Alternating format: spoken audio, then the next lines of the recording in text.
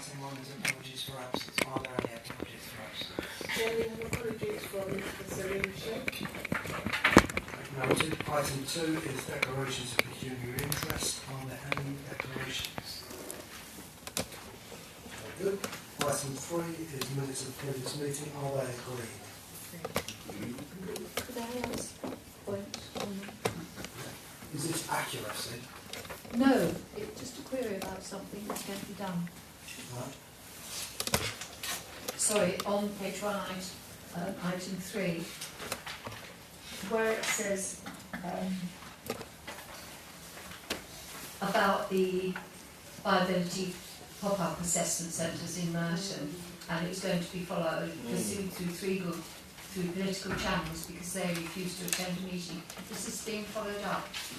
It is, I'm just drafting some letters on behalf of the chair to be sent to the respective MPs. Thank you. But, although I've kind of done that, they've been in touch to ask us to help with a planning application in Croydon. So, and I've tried to help. So, because one of the things we've done previously was that yes, some of the assessment centres are really poor in terms of accessibility, and apparently this one was better. So I've been in touch with the chair of planning at Croydon with an attempt to try and assist our constituents. Thank you. Anything else on bids? Item 4 is the primary care strategy, and we have Katie and Karen. Welcome. Thank you for taking the time to introduce your report, and over to you. Okay, good evening everybody. Thank you for inviting us here. I'm Karen Wellington, I'm a GP in Merton, and I'm the Clinical Director for Transforming Primary Care at Merton CCG. And I'm Katie Jensen, and I'm the Director for Transforming Primary Care at Merton CCG. And I'm going to hand over to Karen. I'm going to lead off if that's okay. In your papers, you've got quite a comprehensive paper that we've already provided, which gives you really an overview of the primary care improvements in Merton since the last presentation. I think I last came here in January 2018. We've shared a comprehensive paper because I think it's quite important for you to be able to see the background, and quite a lot of the initiatives are interdependent.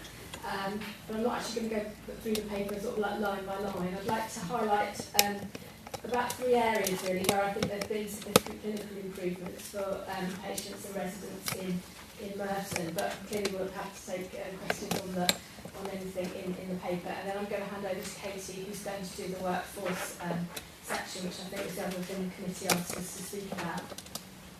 So the things I'd like to focus on are access, social prescribing, and our new integrated locality teams.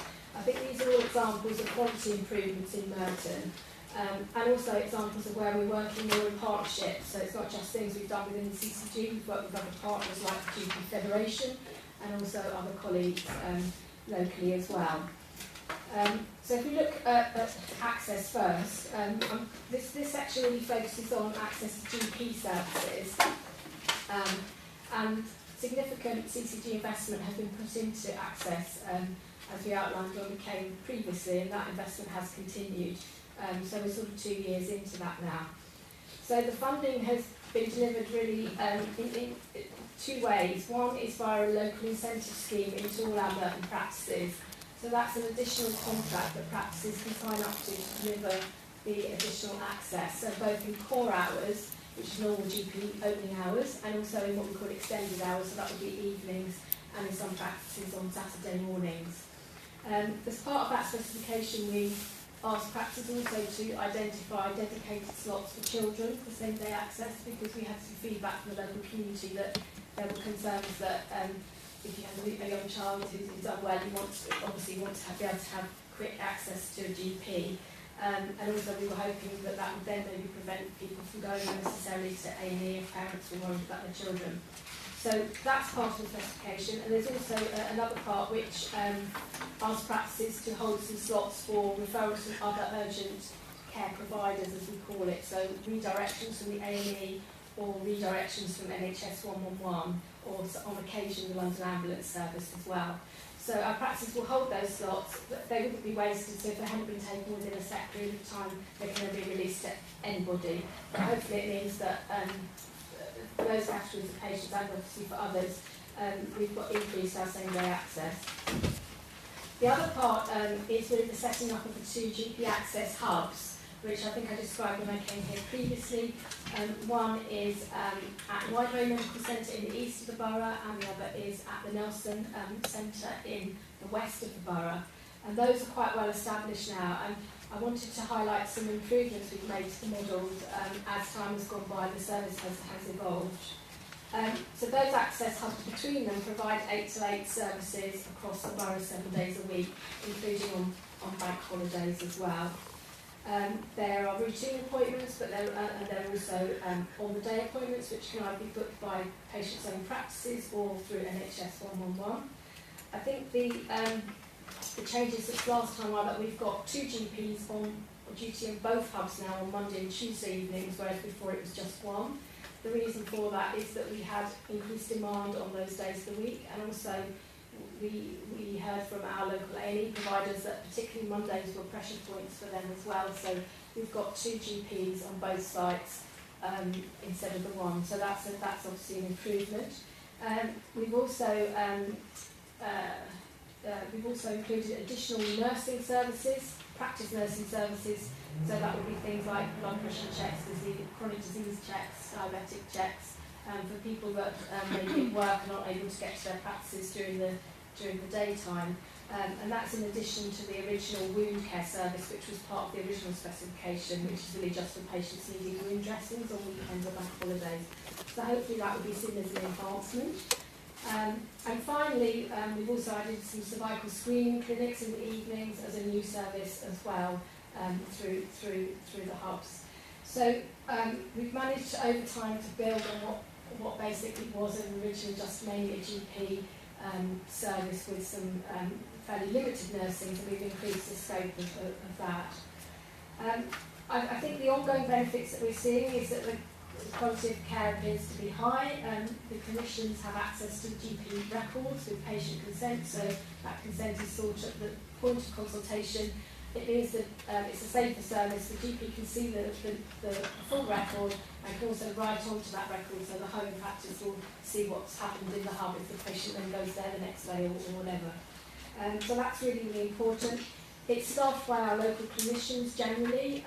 We've been quite lucky that our local staff have engaged with the hubs and have wanted to do shifts there. So it's quite locally well owned amongst our local clinicians, and the contract is held by our local GP federation. And we have had good patient feedback. As part of the contractual monitoring, we ask for patient feedback, and that's been generally very good. And I think also in our national survey data is better this year, or in 2018 it was reported. So the markers around access have generally improved, looking at a few different measures, people using the hubs, but also in the national GP access survey as well. So we hope that that those are signs of improvements. I think the current challenges, I would say, bring to the committee's attention would really be the utilisation on a Sunday.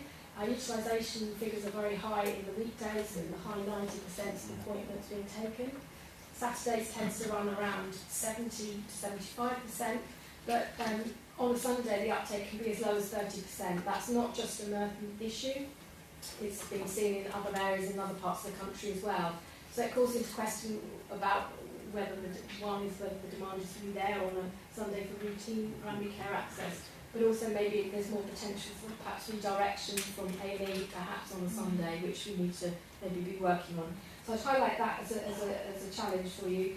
And also the non-attendance rates at appointments are running at about 15%. Again, I don't think that's anything out of the ordinary, but it is a bit disappointing when any medical appointment is missed. And I think also we've spoken before about how we continue to raise the profile of the hubs amongst our local community. I think we're getting there, but there's always more work that can be done and to improve those pathways, particularly in via 111. Quickly just touching on future developments around access, because we're looking to continually improve. I think the next big area will be the digital offer. We're looking, some practices are piloting use of a symptom checker which will signpost patients to what they need, and then links into an online booking system where patients could then maybe book themselves into their practice or potentially the hub. And we're also maybe looking at piloting some video consultations from the hubs as well. It's not just in Merton, it's a South West London initiative. So I think, watch this space. I think when I say future, I think we're talking really near future. You'd agree with that. I don't think that's that far away. So that's the bit about the GP access. I think social prescribing is another area I'd like to highlight to you. It's another form of improved access. About 20% of patients, if you look at study data, who are consulting their GP, primarily actually have a social rather than a purely medical problem. And clearly that means that appointments are perhaps used inappropriately, or perhaps the person seeing that the patient is not able to actually resolve their primary complaint. So in 17-18 we had a very successful social prescribing pilot in East Merton, which showed a significant reduction in utilisation of GP appointments for the people that had had a consultation with a social prescriber, but more important, a significant improvement in their wellbeing measure. So a score was done when they presented and also after they've been through that service. So it would appear that as well as taking the pressure off primary care, patients were generally getting a significant benefit to their wellbeing. So on the back of that, it was rolled out to 13 practices, including the initial 2, mainly in the East Borough, and we've recently had a business case approved to roll it out pan-Merton. I think we have been on the front foot in Merton on social prescribing. The clinical lead for that is Dr. Mohan Sekar, who's really driven it forward. And we've seen social prescribing featuring very strongly in the new long-term plan for the NHS. But so I think we're already well on the way to delivering that in Merton. I'm talking quite fast because I don't want to take up too much time. I want to give you time for questions. The last part really is around the integrated locality teams. They're described in your paper, and also there's a map that shows how they're distributed in Merton. All of our practices are signed up and are now part of one of 4 integrated locality teams. We've worked really closely with other partners on this, as we have also done with the social prescribing, to really identify the patients with the most complex or end-of-life care needs, and actually to try to give them an improved model of care with the relevant staff around them. We've introduced 4 new posts called integrated locality team coordinators, and these people support practices to ensure that they're focusing on the right patients and that their meetings are running effectively and actions from their multidisciplinary team meetings are taken forwards. It was an Invest to Save initiative by the CCG, and so it is new funding that's gone into setting it all up. I think we are just starting to see a reduction in secondary care activity just on some very early data, but these things do take quite a long time to embed and start to get imposed, and the relationships to settle down and for people to really engage with the new way of working. But I think going forward, that should deliver real quality improvements to those patients.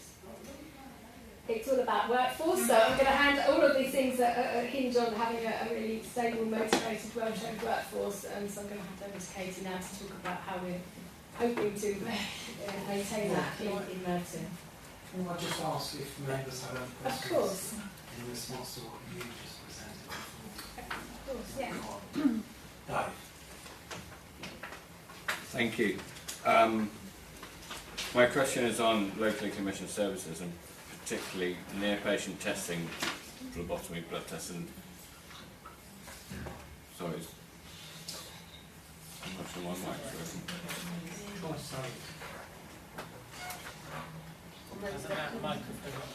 If you switch that one off.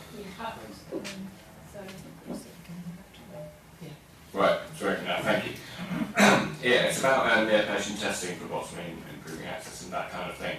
I know from personal experience at College Wood Surgery, but I'm sure it's the same across Merton, and a number of people I talked to were also at College Wood Surgery, that, for instance, I have type 1 diabetes. I have a regular HbA1c blood test, which is done in practice by the diabetes nurse at my local practice. Other things I've been sent to blood tests for, I've had to go to the Nelson or St George's, or and that's just blood tests, and I know many other people for many different conditions have been sent to all different places to have blood taken. And then there is where samples where you hand them in yourself in a jar or whatever. I won't go into the details.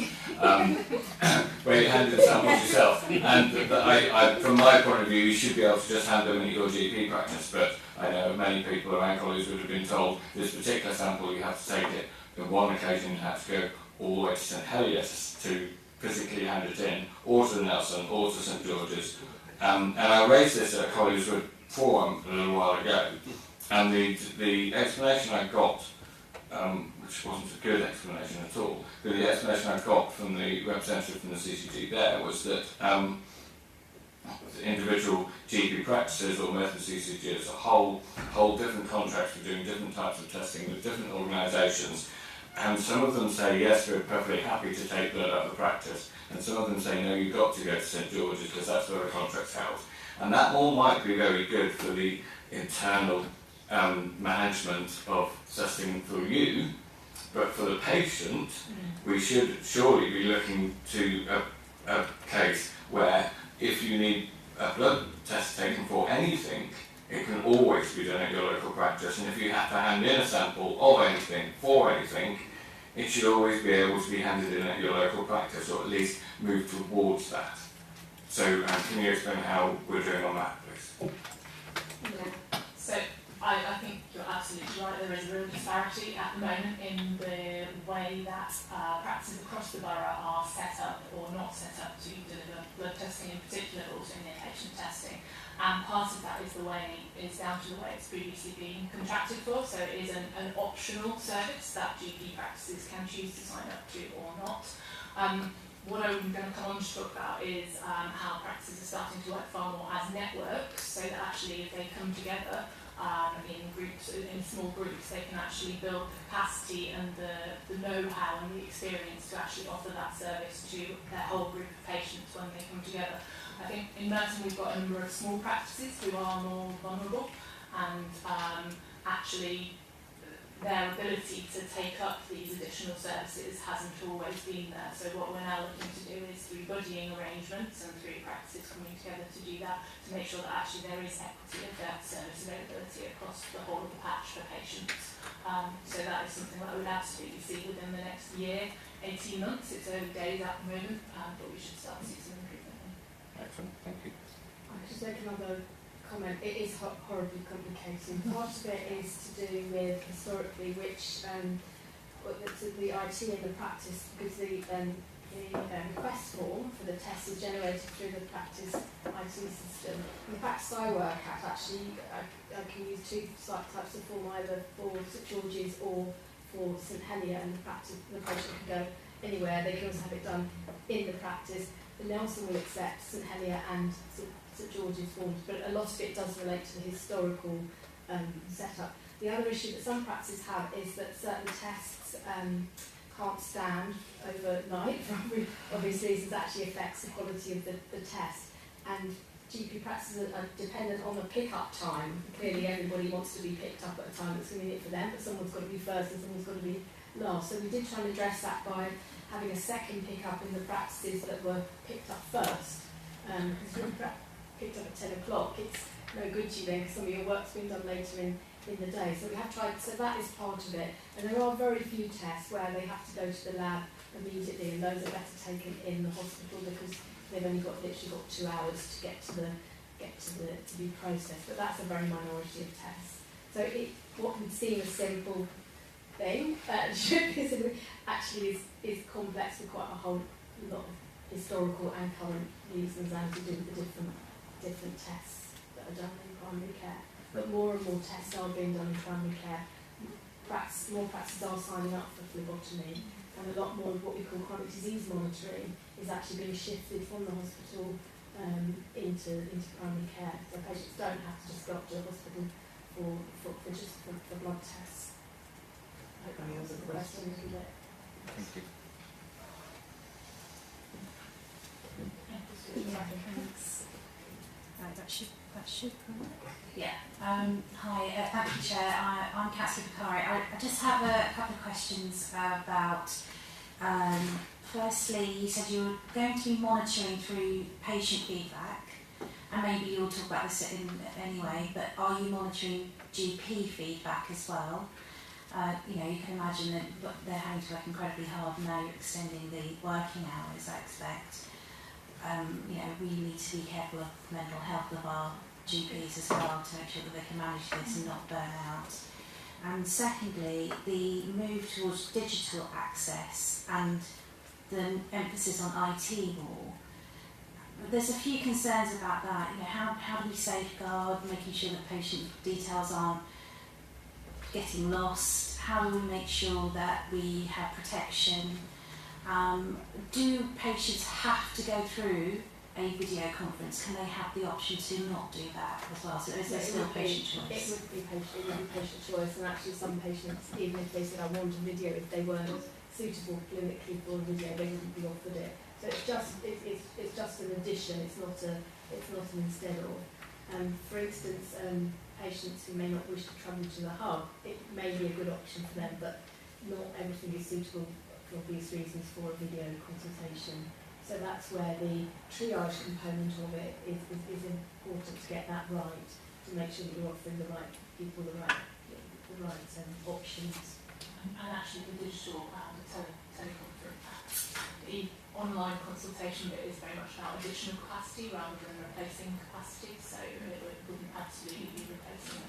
And it's all nationally approved software and systems that have gone through all those rigorous things that you're worried about around, you know, confidentiality and ensuring that data is kept secure.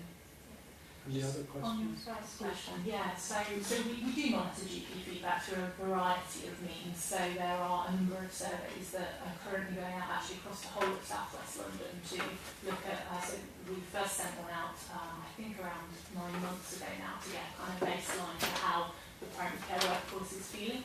The plan is to redo that survey once every 6 months to actually try and see whether what the difference is actually, because there's as you say, I'm going to come on to talk a little bit about some of the things we're doing around workforce, but there's a number of things that we hope will actually be improving matters.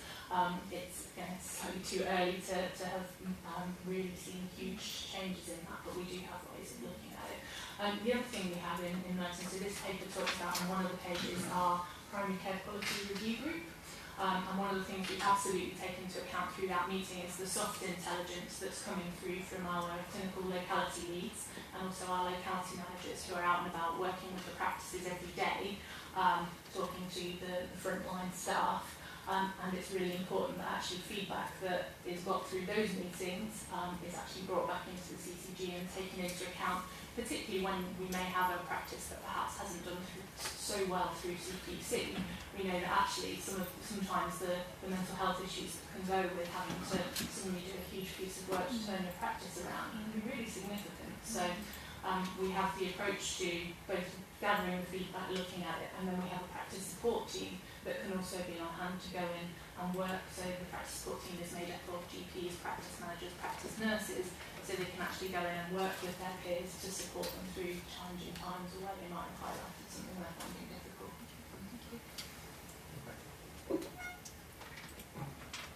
Thank you, Chair. My question relates to the QUIP scheme on page 8, specifically addressing unwarranted variation in referrals, which I think links to the practice variation work stream. Essentially, my question is that I think all too often we hear that patients are often diagnosed in A&E, or that referral isn't necessarily adequate, that patients are often held in primary care and they're not sort of referred on to secondary care, or sometimes from secondary not to tertiary care. So I suppose my question is, how does this scheme specifically improve appropriate referral, and also which conditions are being targeted, or is it across the whole spectrum of conditions? Yeah. It's not really conditions that we're targeting, it's specialties. And we looked at the top 8 specialties, the highest volume of referrals from primary care. And actually the way we approached it was we were very much a peer review. We actually provided practices with their own data so that they could compare themselves with their peers around and actually think within their practices why their referral rate may be as it is. There isn't actually any evidence to say a high number is good or a low number is good. The evidence actually isn't there if you look at the national studies on it. So we didn't go in from a point of view of you're too high or even you're too low. It was just this is the data for your practice, this is how it compares with your peers. And it was very much an educational approach around sharing information around other local community services that some people may not know about. So some people may be referring you, say, to secondary care diabetes because they didn't know about the local community diabetes service that was available. So we took very much that approach. It wasn't a sort of going in and hitting people with a stick. It was around providing the information and providing some of the more up-to-date guidelines, 2-week rule guidelines around cancer referrals, for instance. We weren't looking to reduce cancer referrals, obviously, because actually the push nationally is to increase the number of people being referred through. So it was around information sharing about what's available locally, sharing the medical evidence base, and really sort of upskilling people, just getting people talking within their own practices. Because we have people at all different levels of experience, as you would in any job. Sometimes it's around practices setting up their own systems in-house so that colleagues may feel comfortable to come and say, well, I'm sure, should I refer this patient? Just getting a slightly wider discussion about that patient, maybe with a more senior colleague. So those are the sorts of approaches we took. It wasn't about particularly targeting a condition. We chose the 8 specialists because they were the highest because we had the most data on those, but we weren't looking to target any one particular one. Just to add, we've also rolled out a number of tools to support GPs in the improvement of quality and how they might share information about best practice referrals. And so one of those is something called Kinesis, which is essentially a communication tool whereby a GP can contact a consultant about a particular patient or issue they might have come across that might lead to a referral, and they'll get a response from that consultant within 24 hours so that they'll know whether they need to do some additional tests or whether that person absolutely needs to be referred immediately, or actually whether they more appropriately continue to be managed in primary care, and the consultant will come back with a care plan for that patient as well as a response. So one of the things that we're trying to do to really support the improvement in quality rather than sort of have, which some other CCG areas have done, arbitrary targets for referrals, which we don't think is the right way to go. Okay, I've got a couple of questions. One is in relation to digital access. I represent a significant number of elderly people, and I'd like to know how you ensure that they're not left behind and don't miss out by comparison to people for whom sort of that comes a second nature. And the second question concerns access, and my sort of knowledge of kind of how of the kind of issues that people identify with GPs is getting appointments. Now you described the efforts that you've made to provide access in the hubs, but do you have key performance indicators for surgeries, and in particular do you monitor how long people have to wait before they get an appointment, and do you also monitor the frustration of patients that find that we've had feedback in the past that by the time we get an appointment I'll either be dead or I'll be feeling a lot better, that kind of thing. So if you can address those two.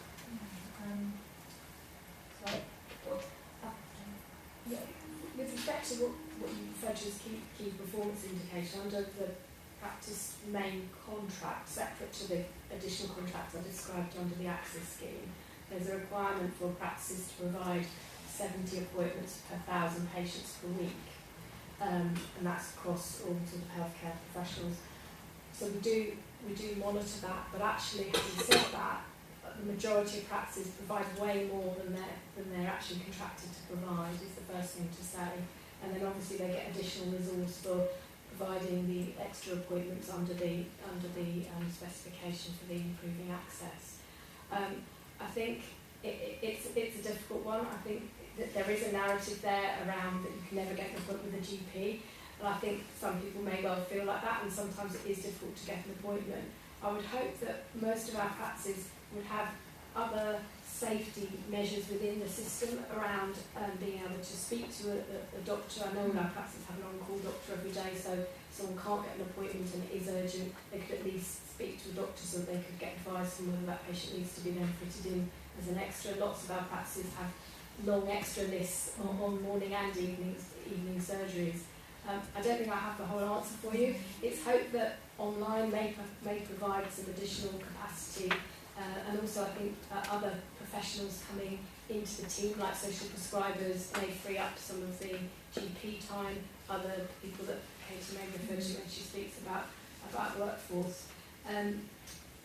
I wouldn't normally quote the Daily Mail, but there was, I don't know if you saw the thing in the Daily Mail a few weeks ago, that I thought, Daily Mail, but actually when I looked at it, it was based on NHS digital data, and I did actually go and look at the proper NHS digital data set, and actually Merton scored 5th in the country for access to appointments. I think they were particularly looking at the category I think you're referencing, where people have to wait ridiculously long, 2 to 3 weeks for an appointment in particular. So that data is there, it is all monitored. And we absolutely look at things like NHS choices, complaints, those sorts of things to keep a handle on. So we try and triangulate a lot of information, don't we? As Karen says, though, our sort of ability really to contractually make practices provide a better service from that perspective is quite limited, and until now, I'll talk a little bit in a second about the new GP contract that's come out, it has been very, very difficult to make practices provide that additional capacity. It's all very much been voluntary. The other thing I was just going to say is that around, I think since 18 months ago, we've actually introduced something whereby practices are obliged to provide on-the-day appointments within 4 hours for patients who are triaged as being clinically in need of an on-the-day appointment. So we think that that has again increased some capacity in the system and has actually had an impact. But I think when you're the patient at the end of the phone who's been on hold for however long, that's probably not being felt. So it's still something we need to continue to try and address. You have a point about certain groups may be left behind by the digital thing. I think that is a concern that I've heard raised in various forums when it's been discussed amongst colleagues. One of the areas where on the National Patient Survey we still weren't scoring as well as we could was actually on ease of getting through on the telephone. That was one where we were below the national sort of benchmark, whereas all the others we were above it. I'm hoping that actually if we can take out a chunk of people who are just ringing just to get an appointment, who could book that online, that may then free up telephone time for people who may either not want to use the online or may not be able to, may need the actual resource of talking to a receptionist. But only time will tell on that, whether next year when the surveys run that looks like that's helped. Practices will contractually have to offer a proportion of their appointments under the new national contract as online. That won't be optional, that will be a contractual obligation. So very much that is the way the national agenda is moving in the NHS, to more booking online for lots of things, both in primary care and I think it's secondary care as well. There's lots of virtual follow-up clinics and things like that, rather than going in person, you get a telephone call. So I think things are moving in that general direction, but I agree with you. I think we have to make sure that we're not that any of our systems shouldn't disadvantage any group of patients, whoever they are. Any other questions? Thank you for. Shall I briefly do the workforce bit? How much time have I got to? We're probably sort of over already.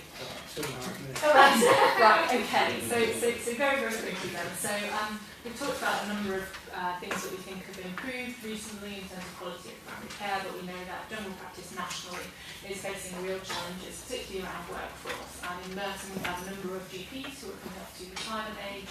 We also have practice nurses who are coming up to retirement age. So over the past couple of years, we have had a number of local training development initiatives to try and encourage new GPs into the borough. We've been working with our community education provider network, who also work with partners such as St George's University Hospital to try and encourage new staff into the borough. But realistically, this isn't something that Merton CCG can address in isolation. It is a national problem.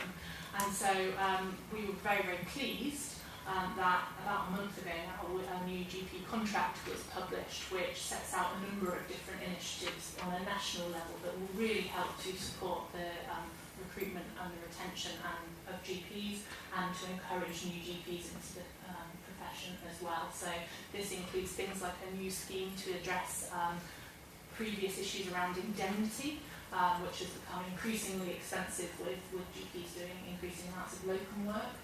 There's now been a significant investment into a programme which will support particularly new GPs and GPs who want to work part-time with those costs. There's also a reinvigoration of the Overseas GP Recruitment Programme, which we hope will help, and a number of recruitment and retention schemes that we absolutely need to be maximising locally to make sure that we bring people in. In addition to that, there's significant investment into a new direct enhanced service. So this is an enhanced scheme that sort of goes on top of the core contract, which essentially encourages practices to start working together in groups of 30 to 50,000 registered patients to do things like share workforce, to look at how they can share back office functions, essentially improving their capacity. And with that money is coming a requirement to recruit to a number of new roles as well into primary care. So Karen's touched on the rollout of social prescribing in Merton. That's something that now actually has come down as a diktat within the new contract. So again, Merton is ahead of the game on that one.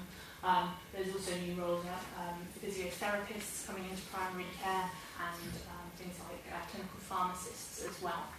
So it's really early days on this new contract at the moment. We're yet to receive some of the detail behind the kind of overall framework. And we will absolutely have to do quite a lot of engagement work with the GPs and with patients as well to understand what these new models and staffing roles could look like and what impact it will have. But certainly it should mean that we can increase the capacity in primary care to actually make sure that the GPs that we do have, and we hope we'll be bringing more in, will be seeing the patients that they absolutely need to see, and those other patients will be able to be seen by other healthcare professionals. In terms of the development of these network arrangements, Merton's quite well advanced in this already, so we already have practices working in 4 networks across the borough to run a number of different schemes. So Karen talked about the integrated locality teamwork, where our practices are working together with community services, social care staff in those groups to address the needs of the most complex patients in the borough. They're also doing things like looking at running GP rapid response services, as well as a proactive support to care home scheme as well. So we really think by getting practices to start working together in these networks, it will actually have a knock-on impact to the way that primary care can essentially be more sustainable and have more capacity going forward as well. So I'll stop there because I'm over time.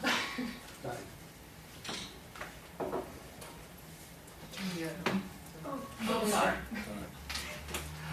Yeah, just a brief question to be a little bit parochial about College Road and Lavender Fields. The new GP surgery there, obviously I don't want to get into the issues of that because that will be dealt through the planning system. But my question is, if for some reason that doesn't go ahead and the 2 practices have to continue in the, frankly, not up to spec premises that they're in now, if that was the case and they had to continue in those premises, would those 2 practices be able to deliver on the access and quality improvement and all the other things from those premises? Or how much more difficult would it make it without a new premises for the 2 surgeries together? Well, I know both those sites, and I agree. I mean, I think we've seen that the difference that new premises or even significant improvement to existing premises can actually make. So for instance, Wygray had a large extension that was opened last year, and that's allowed them to do huge amounts of extra stuff. So I don't think that we can pretend that having substandard premises is what we want for primary care in Merton. So certainly we would be looking to drive forward and assist practices in any way that we can in making sure that their premises are as good as they can be, or if it does come to someone needing new premises, then I think we would be supporting the case as best we can. There's obviously lots of factors that are outside of our control as well, because practices are individual businesses. There's obviously the planning side of things, etc. But we can only play the part in it that we can play. But I do agree that those premises are difficult to work for. No doubt you'll be lobbying on the planning committee. I do sit on the planning committee, and we'll deal with that when it comes to us. So you'll have to declare an interest in that case. As a patient of the practice, I don't think so. But I think my main concern is that if the CCG and the individual practice overreaches and tries to put too much on that site, they're then at risk of not getting planning permission at all, the whole thing not happening, and having to go another 2 years or more in the premises that they're currently in, which I mean, not even disabled accessible college wood surgery outside of the waiting room. They're just not fit for purpose. But as I say, if the practice overreaches and tries to put too much on that site, they run the risk of not getting planning permission at all and going back to square one, which would be a disaster, I think, for the whole community.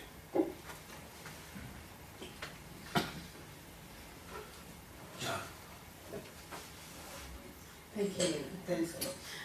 Just want to get a bit of knowledge about Wygray practice. One, I must say thanks a lot for your report, and also I'm proud that Wygray is in my ward because it has been rated very good.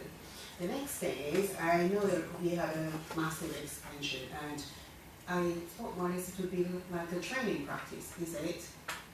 Training practice for students. Can you just give me a little bit of update on that, because it's very unique for them?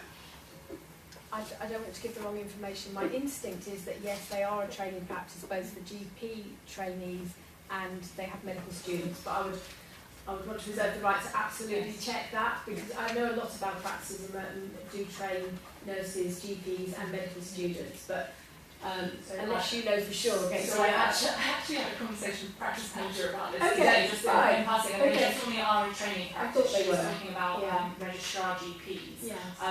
I don't know how broad that is, but they definitely have got that status now, and they definitely do have people working with them who are trained GPs. Yes. That usually to be a training practice, it depends actually more not on your premises. It actually, although the premises are important because you obviously would need an additional consulting room for the trainee doctor to work in. It's more around having the staff that are approved as GP trainers or approved as GP tutors by the local university or as nurse tutors. So premises are important because obviously you need the space, but it's often more around whether the staff are trained to be trainers, if that makes sense, than the premises. Can we get a bit more understanding about that in your next report? Yes, yeah, I can certainly, because I know lots of our practices say have medical students and other types of healthcare students as well. But we could probably do a brief survey of our practices if you actually wanted to bring back the numbers, bring back the data a bit more clearly for you. We can share that with you virtually if that's Yeah. Thank you, Stephen. Thank you, Chair. It was mentioned that a number of GPs and nurses, and presumably other medical people too, are retiring in the foreseeable future. And I kind of got the impression that you were saying that nationally planned recruitment and other initiatives, plus efficiencies in working and so on, would provide sufficient GPs. But I'm just wondering, and other medical staff as well, I'm just wondering if that is the current assessment, or are we actually looking at an increasing gap developing between, as it were, supply and demand? So I think it's a difficult question to answer. So the government has given some very optimistic figures about how many new GPs they think they'll be able to recruit over the next 3 years, I think. If that all comes together, as they think it will do, then I think we'll be swimming in GPs. I think the reality is that we will probably achieve some of that target and not all. I think for us in Merton, it's really important that we are absolutely making Merton a good place to work for GPs and other healthcare professionals. And I think we're starting to do that by actually being a really progressive borough in some of the schemes that we're doing, and actually having some really good practices who are innovative in the way they want to work, and that will hopefully mean that the GPs who are brought through those various national schemes do actually want to apply for jobs in the borough. And I think it will come down to making sure that we, at a local level, are able to then retain them locally as well. Just following up on Stephen's point, wasn't there a practice recently in the Wimbledon area where GPs retired and it caused a bit of a problem because it sort of came out of the blue, and it didn't appear to be carefully planned. So I don't know specifically what you're referring to. I suppose depending on how long ago it was, we so you may be aware that when we first became a CCG, NHS England took responsibility for managing primary care contracts. And a lot of that local intelligence that previously, that when we were PCT probably would have been gathered and acted on, was suddenly a long way away from us, and it absolutely wasn't being communicated back down. We now have a much more proactive relationship with NHS England on that, and actually the CCG as delegated commissioners for primary care is responsible for taking decisions around partnership changes, retirements, all those sorts of things. So we have monthly forums set up where we absolutely would be cited on any applications from GPs to retire, and we'd be able to plan accordingly. So I don't think it would be an issue going forward. Sally. Thank you, Chair. Thank you very much for your report. In it I note that you are saying about how you're trying to stop people who go to hospitals unnecessarily, and you want them to go to GPs rather than hospitals.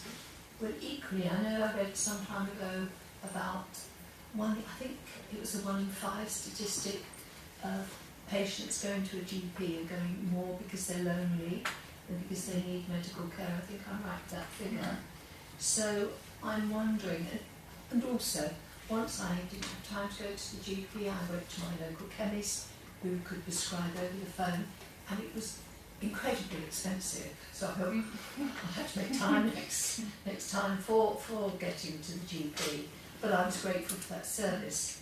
What are you doing to prevent GPs having people unnecessarily? Because I know we all go to a GP and think, gosh, they look very healthy in here, apart from some people are very ill. We do generally think. So how much, what can you do to address that issue so people who need a GP can get there rather than those who perhaps don't need one? I think your 1 in 5 statistics probably the same statistic as I referred to in my bit on social prescribing.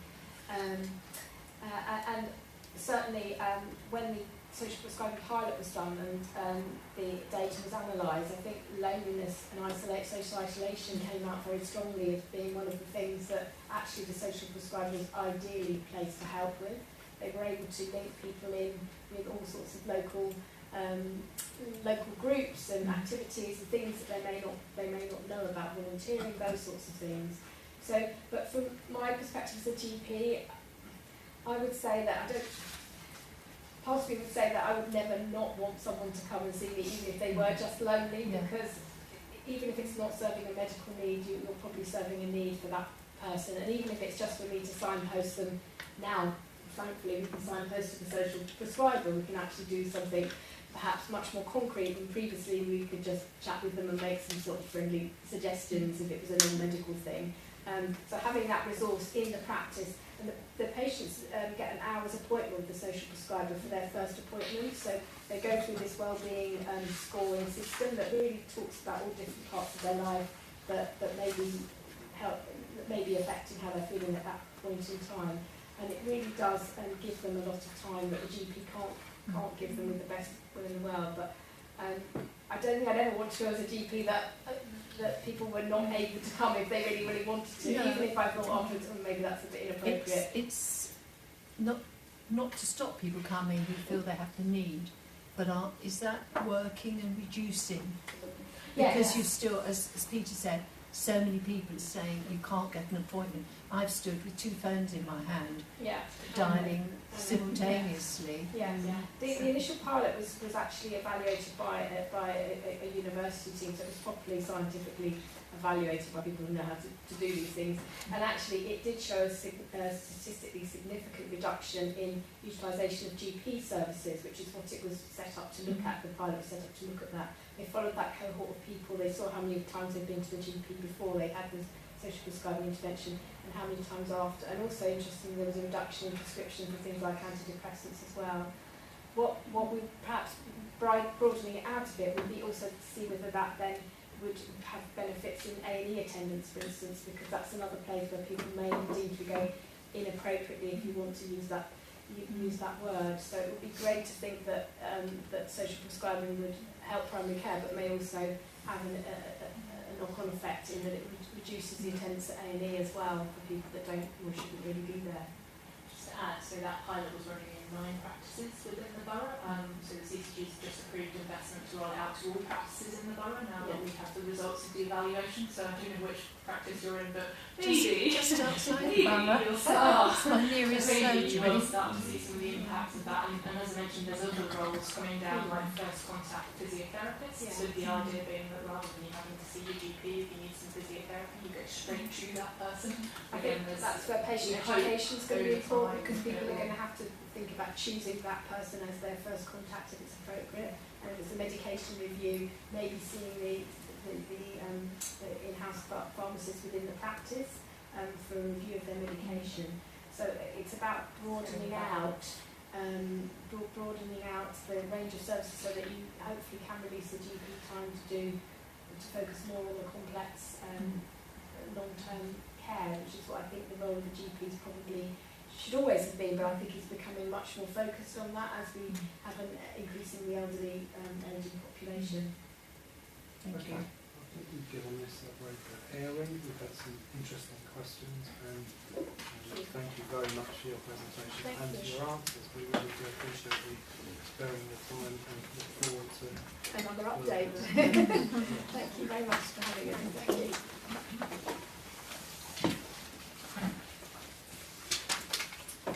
So, item 5 is A&E services, reducing pressure and supporting treatment attenders. We have Katie. Yes. And first slide. Have I? Yeah, sorry, that's fine. Thank you. The big news I've got it slightly wrong, but Well, I've heard worse. we should give what people do to mind that. The floor is yours. Thank you. Well, thanks for inviting me so long this evening. So I'm Katie Thomas. I'm Deputy Director of Acute Redesign at Morden CCG. So I'm responsible for urgent care. And I'm Sai Akinyemi. I'm Head of Integrated Care and Mental Health in Merton CCG. So we're doing a bit of double act this evening. So we'll take the slide from this read, but what we're going to do is pull out some key examples of the work we're doing in different areas. As you'll see from the paperwork we've circulated, there's a spectrum of a range of different initiatives we have in place trying to support this broader objective around reducing pressure on A&E and supporting frequent attenders. So I'm going to talk a little bit about the sort of front end of the pathway in brief. So I think Katie and Karen have probably stolen our thunder a bit on the primary care side. So I will talk a little bit about community and mental health, and then I'll just wrap up at the end around how we're working with our colleagues in the acute hospitals to support them as well. So just to kick off around the front end of the pathway, so sort of urgent care services, it's really critical that we're trying to support people to navigate the system and think about what's their first point of contact when they have an urgent care need. So as Katie and Karen went through in quite a lot of detail, a lot of that is around supporting patients to choose primary care as their first port of call, and a lot of the work we're doing is trying to support practices to be in the best possible position to help patients access and navigate the system. But the other thing I just wanted to touch on briefly is the NHS one-on-one service. We've included a slide in the pack around that.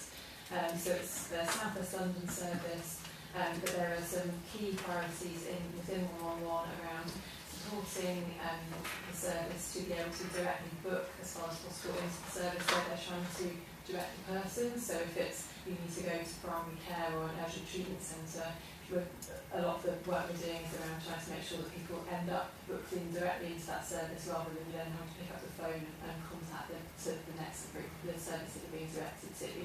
And the second part in 111 is increasing the proportion of calls that are handled by a clinician as part of that original initial phone call, with the view to being able to manage and handle more calls kind of comprehensively through that first contact rather than then directing people onward through the system.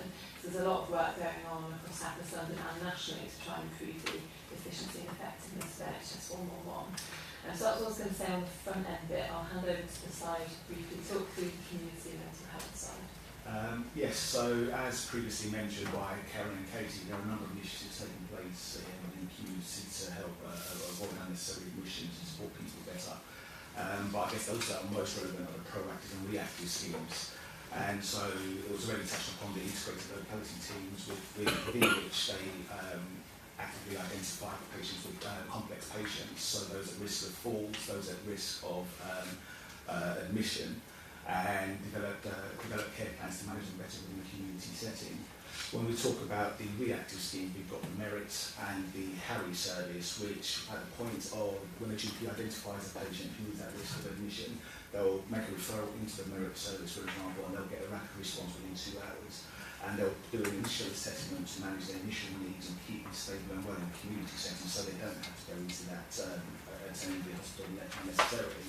And then that's followed on by an assessment by Harry, which is the longer term plan and looks at the wider issues that are facing that individual and manages including medication needs within the community setting. When we talk about care homes and the enhanced support we have to those care homes, we've recently agreed a business case which will see advanced nurse practitioners work alongside GPs to do regular ward rounds around within care homes within the borough to identify those people whose health is in decline or who are at risk of admission, and they will then make that rapid intervention to avoid them having to be admitted into hospital and managed within that initial setting.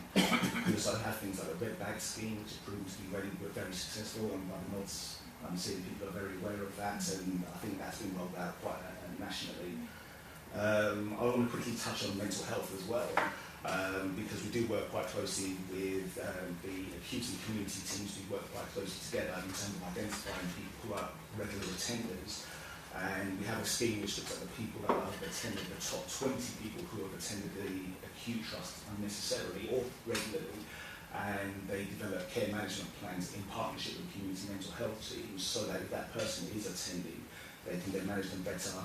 They can just refer them, divert them back to the community setting to be managed. But we've also got things like the crisis cafes, which have been recently recommissioned, or extended, I should say, rather than recommissioned, which are alternatives to admission for the population of residents of Merton. So I'll just wrap up. Just the last part of the slide pack was around how we're working with our colleagues in the acute hospitals. So once people have arrived, because inevitably some people either will need to go or will have gone there and may not need to go. So there's a slide towards the end around the different programmes of work we have in place from an acute hospital point of view. There's a piece of work we do with both Georges and Susan Hellier around if people getting assessed at the front door, and in some cases that are being advised to contact a different service and will be booked into, for example, a primary care hub, so that's deemed to be a more appropriate place for them to go. There are schemes around ambulatory care, and it's called OPALS, which is Old People's Access and Liaison Service. So basically providing senior decision making when someone's arriving and dealing with them through providing diagnostics, senior oversight and support to those patients to avoid admitting them. So it's dealing with them on the same day through a particular pathway to avoid them being admitted and staying in overnight. There's a programme of work with London Ambulance around supporting London Ambulance to direct people to alternative services, so rather than conveying them always to an acute hospital front door, if there may be a service that's better suited to their needs. And finally, the point at the end of the slide pack is around there's a national programme that CCGs are being asked to implement.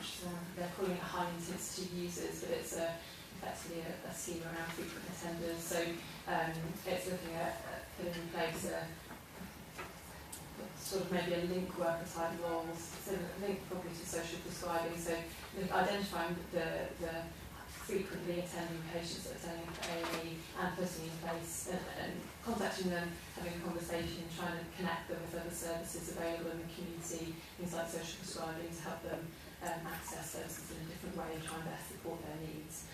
So that's something that we'll be looking to building on some of the schemes we've already got in place, just making sure that we're meeting the national requirement around that and implementing locally for Merton. So we're happy to take any questions. How do you define frequent attenders? So I think there are there's different definitions out there. So we've got a primary care scheme that I believe looks at patients who have attended more than 6 times in 12 months. I actually will need to double check the national definition around it. What they've asked us to do is identify the top 50 most frequently attending. 50? Yeah, so it's a kind of rolling programme of the 50 most frequently attending that we then, often people come in and out of that cohort, but having worked in different areas over my career, there are different definitions for what is a frequent attender, so, but that's sort of locally we've got those definitions. How do you define it? Is it the 50? So the new scheme will be looking at hospital data for the top 50, and I think the existing scheme we've got in primary care is around more than 6 attendances in a 12-month period, so different ways of cutting it really. Questions?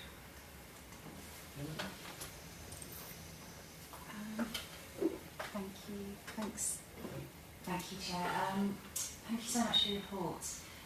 The one thing that I really would love some more information on is the crisis cafes. I'm part of a task group that is trying to come up with some really good ideas to help young people who have mental health issues. Is this something that young people who are of a secondary age have access to? Because I don't think they know this. We've been talking to quite a few young people and they've never mentioned this before. They're not being signposted to this. Is there a reason for that? Thank you. So currently the crisis cafes are for adults, so 18 plus, so that could probably explain why they aren't, but that doesn't mean you can't look at different initiatives that can support young people if there is demand for such services, so I can take that back. Do you mind just explaining a little bit further about it? I mean, maybe other people already know about it, but I'm fairly new, so just explain how does it work, how do you access it, where is it running, that kind of area if you don't know. So it's the premise of it is that it's a social model. I believe it is in Sunrise Cafe from Merton. Sunrise Cafe?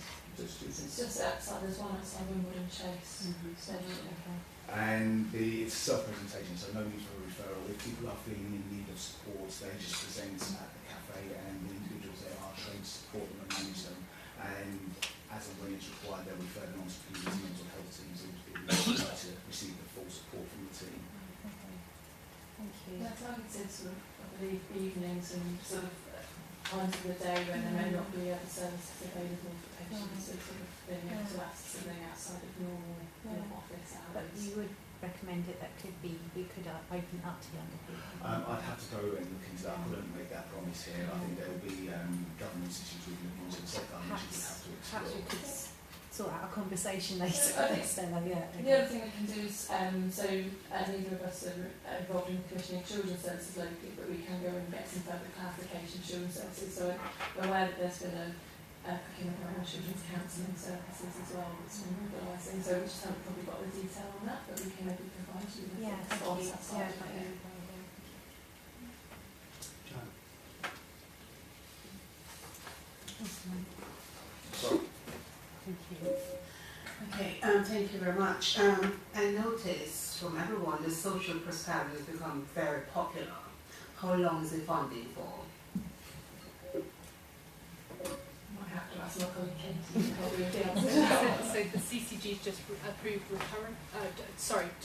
funding for 2 years, but that will be on the basis of a further evaluation. And I think, given that we've now had the national GP contract, which also talks about the rollout of social prescribing, I would envisage this will be an ongoing thing, the funding, because Merton was essentially ahead of the curve, and now it's being dictated nationally.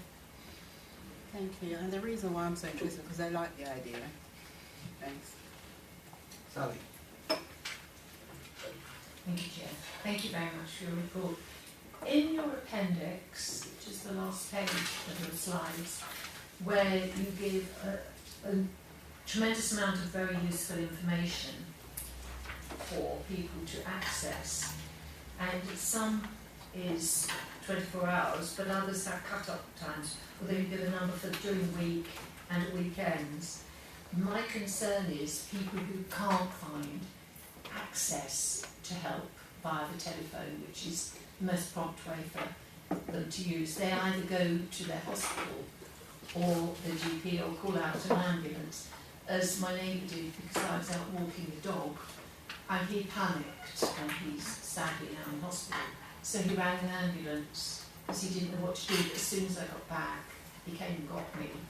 And I think with a lot of this is, I suppose they could go with the 111 number, but if they're in a state of panic, perhaps they don't think clearly enough, and do give out little cards that they can stick up very visually for which would be the appropriate number for them to ring when they have a moment of great need. So I think I completely agree, it can be quite a difficult system to navigate, particularly when you're under stress and it's maybe something quite challenging is happening.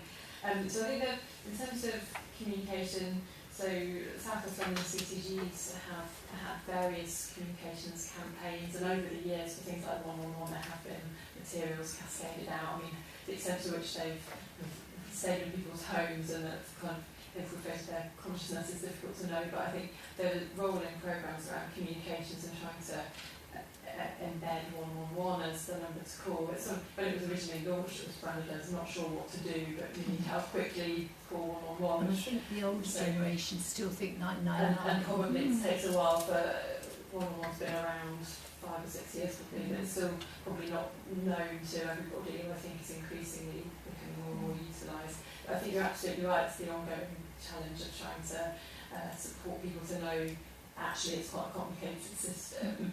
And I think probably the strategy from a CCG and South London point of view is probably encouraging people to call their GP practice when the GP practice is open, and then 111 being the route failing that, and 111, I guess the piece of what we need to try and do is make it very seamless. So if you ring 111, they direct you to the right place that you need to be, or signposting you, etc. So it sort of, you're reducing the number of access points for people.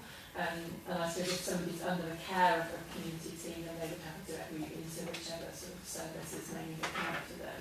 But you're right, it can be quite confusing, and we obviously need to do continual work on communications, etc. Thank you. Thank you, Chair. Merton, of course, doesn't have any hospitals, but we're fortunate enough to be surrounded by 4 hospitals. I was just wondering, the pressure on A&E in those 4 hospitals, are you able to tell us whether that pressure on the A&E department is greater than the national, less than the national? How does it kind of fit in terms of the expectations for performance and pressure on A&E departments? So I think that, so I don't have data off the top of my head in terms of relative to other areas. However, I do know that almost all trusts are failing to meet the sort of standard around the 4-hour performance, which I know has been in the media over the last couple of days around the national review of how to measure performance. So I think it's probably fair to say that it's a challenge everywhere. I think obviously we work most closely with St George's and then working with Sutton with Epsom St Helier. And so we have an emergency care delivery board that looks at the performance and pressures and for St George's in particular, and sort of frequently hear reports of they've had their busiest day, busiest week, or it was worse than this time last year. And I think so obviously we've got a continual combined effort across all the departments to try and manage the system as well as we can.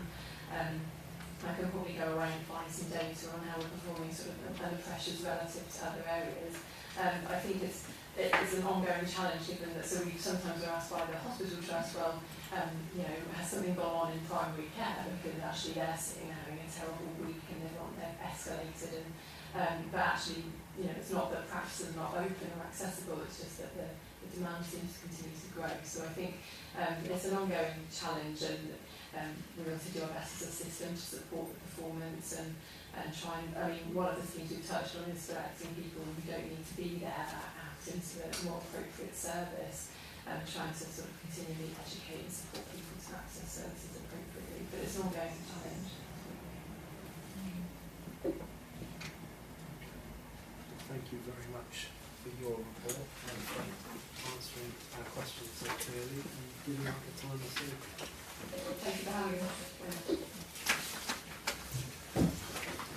So item 6 is the transition task force, and Rebecca is going to thank you, Chair, and thank you for the opportunity to update the panel on the work of the task group over the last few months. I'm cognizant this is the first time that we've actually reported back since its inception, but I'm really happy to say that we're already at stages of informal conversations with officers and cabinet members on draft recommendations. So actually, I'll be back with you with a formal report at our next meeting. So I won't actually spend too much time updating the panel this evening, as you'll be hearing from me again in June, in April, no, June. So to provide a brief update this evening, as you'll remember, the panel agreed to undertake a task group review into transition from children's to adult services. However, there was no necessarily predetermining of what area would be focused on. So as a group we agreed that the area of greatest need was transition from children's services to adult services for young people with special educational needs and disability. And there were a number of reasons why we chose SEND, and these include the dominant position that SEND is now occupying on the national agenda, but also the increasing demand for services in Merton itself and the upcoming joint CPC and Ofsted inspection of SEN services. And it's just for the panel's information, of the 68 inspections that have been carried out across the country so far, just under half of them have found really serious failings, so it is an important area to be looking into. So we concluded as a group that a review into SEN transition had the potential to really make a meaningful difference into the lives of young people and their families and their carers. We also hope that the recommendations will help to inform the work that the department is doing more broadly around adults with learning disabilities. So as you can see from the report that you've got in front of you, we've been really fortunate enough to have spoken to a number of stakeholders from sort of a national perspective, but also from local service provision level, from the council, but also the voluntary sector, and of course one of the most central stakeholders, which have been the parents of the children who have experienced transition in Merton. But as I'm sure you can appreciate, and Diane and Stella will attest, this is an incredibly complex area, and also a very emotive area, but responsibility for transition and also for young people with SEND lies across a number of different departments in the council, but also other agencies, so schools and the health service, which can prove really challenging in delivering sort of a simple and streamlined service for young people and their families. So we've heard from a number of witnesses over the last few months, and 3 key themes have emerged, under which we've developed a range of recommendations. I won't talk about the recommendations today, but I'll briefly run through the 3 top-line themes, and recommendations will follow ahead of our next meeting. The first theme was around communication, and we deemed that clear, comprehensive and accessible information reviewing the local offer. So each of the meetings that we had, the importance of open and clear communication was raised by everyone that we saw. It was not only cited as really central as part of the SEND Code of Practice, but it was also shown how it can really empower families to take control of their own support, and it can really improve a young person's ability to actually actively contribute to the local community. So we've indicated as part of our recommendations in collaboration with stakeholders the ways that we can improve information to families. So we've included, for example, a helpline number and an email address, also developing a visual pathway that can actually help explain the process, and publishing a glossary of acronyms and abbreviations, because it is such a complex area, not just SEND but also generally sort of health and social care. The second theme was more generally around improving the transition process for young people. So there's general consensus, I think, that services could plan and prepare for transition at a slightly earlier stage. And we heard that this could hold potential for sort of internal capacity planning, but also helping families to better prepare for the future. So one of our recommendations included a pilot project, whereby a named social worker would be appointed to the SEND team. This person would then provide direction to young people with substantial needs in Year 9, who are currently already in receipt of children's social care, but they'd be unlikely to reach the national threshold for adults care. And that would help better navigate the process for them, but also help manage expectations. And our last theme, which is really dependent to a certain extent on the success of the first two, is around promoting independence and also preparing young people for adulthood. So the Code of Practice says that the vast majority of young people with SEN are capable of sustainable paid employment with the right preparation and support. And we really supported the ability to increase and promote opportunities to our young people so that we can help them build the skills for independence. So some of our initial recommendations include encouraging the expansion of work placements, apprenticeships and voluntary opportunities in the borough through outreach to local employers like Sainsbury's or educational establishments like South Thames College, and also trade bodies. In terms of next steps, as I mentioned at the start, we're currently discussing our initial recommendations with the responsible cabinet members and officers as well. And I'll be back in June with a final report and formal recommendations, but until then I'm happy to take any questions in the interim. Thank you, and thank you for that, for the important work that you and your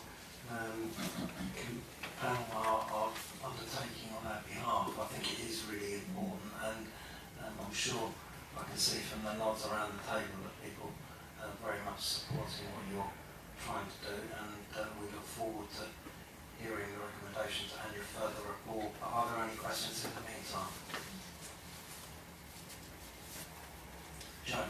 Not a question, I just want to say thanks very much, and coming from working with children within that type of situation, what we all end up in sometimes, I do appreciate what you're doing and your group, and I must say thanks to your report. It's really straightforward things.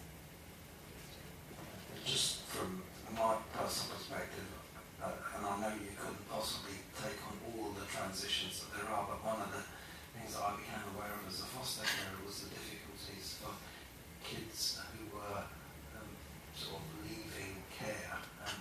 Things have changed, of course, because the age range that we continue to provide support has thankfully increased, but I could tell you some absolute horror stories of young people who were almost tossed out into a very harsh world and really struggled, and some didn't succeed and had some awful experiences that followed from them, and a bit more planning and care and support would have made a huge difference. Look, thank you very much, and we look forward to having you report again. Item 7 is the work programme. That's on page 35 to 44. Noted. Is it noted? Chair, this was noted. We need to make some recommendations for the next meeting in June. Good Friday. I asked for 3 recommendations that a panel will ask to look at.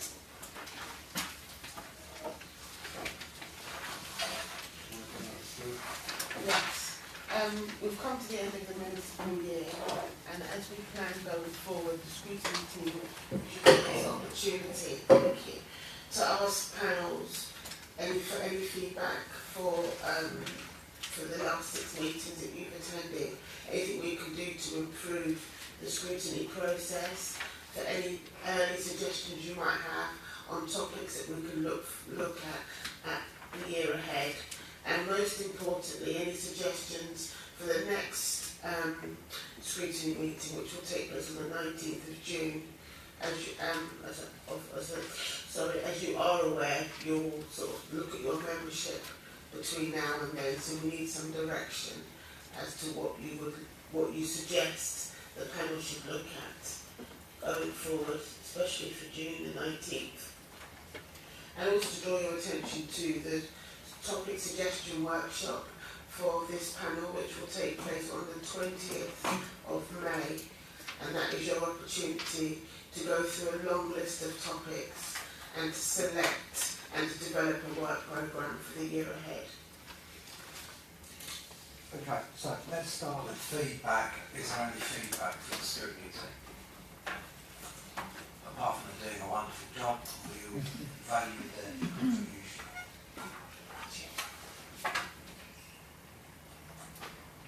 Okay, we're all unanimous about that, are we? I just want to say, if I can't think of anything right now and I come up with something later, is that okay? Yeah, sure, you can email. Yeah, that's fine. Excellent. I think some of us struggle to come up with sort of amazing ideas at 29, having done a day's work, so I get where you're coming from. Are there any ideas, Dave?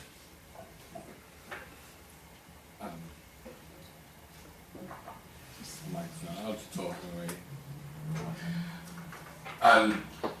On your first point, yeah, it's my first year as councillor, first year on this panel. Obviously, it's been excellent, the range of different things we've been able to cover, and the guests we've had in externally to the council that we've been able to grill, and sometimes shout at, which is, I think it's been really useful. On going forward, and I don't know what Toby might have to say on this. We heard, I think, at the last meeting about the daycare provision for older people that we offer that's throughout the day, and then the secondary to that, the sort of lunch club provision that we support in various ways, and then I would say down below that is the sort of more informal voluntary sector, sort of lunch clubs and church halls and things. And I know Collinswood Community Centre has a whist afternoon once a week, which I know lots of old people attend. I was wondering if we could do some sort of look, because I know the work's already going on in terms of what we provide as a council. Can we have a look at that as that work progresses over the next few months? I see John nodding up there. I mean, later on in the year, I think it would be suitable. But not on the 19th of June. Not on the 19th of June. On the 19th of June, it might be better. What I was thinking when I was looking at it, the new green paper for adult social care should be published, we're promised next month, a year late, but considering the Brexit vote's been lost tonight, I was a lot of reading my emails that it might not go ahead, but the new green paper will be an interesting one for June, because that's the future of funding, future direction of adult social care. Well, we can put that down subject to the government managing to achieve something on time, which would be remarkable in itself. It was promised July. Track record.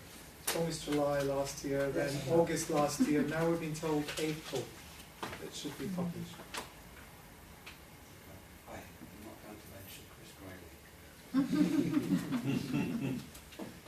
Okay. Any other suggestions? Can I know that the position with St Helier Hospital is no consultation is currently allowed, but whether that could be put later on, I don't know what you think, Tobin. I'm thinking the very end of the year or the beginning of next year, an update when we might have some information to be given to us. I think they're now talking about a consultation in the autumn, aren't they? Yeah. They're saying it can't take place until the autumn at the earliest, because there won't be a guarantee around the actual funding until then. But it could be later than that. So I would suggest We need to have it on the list, summer, autumn. but to be determined exactly when, depending on Good suggestion. Any others? Okay, well, I think the suggestion of actually, if you look at something, and you're feeling inquiry on that, email Stella, that would be helpful as well. Happy with that? Okay. Well, in that case, can I thank you all for attending, for contributing, for asking your questions, and the meeting closed, and I can take the rest of the night. Thank you, Peter. Thank you. Thank you.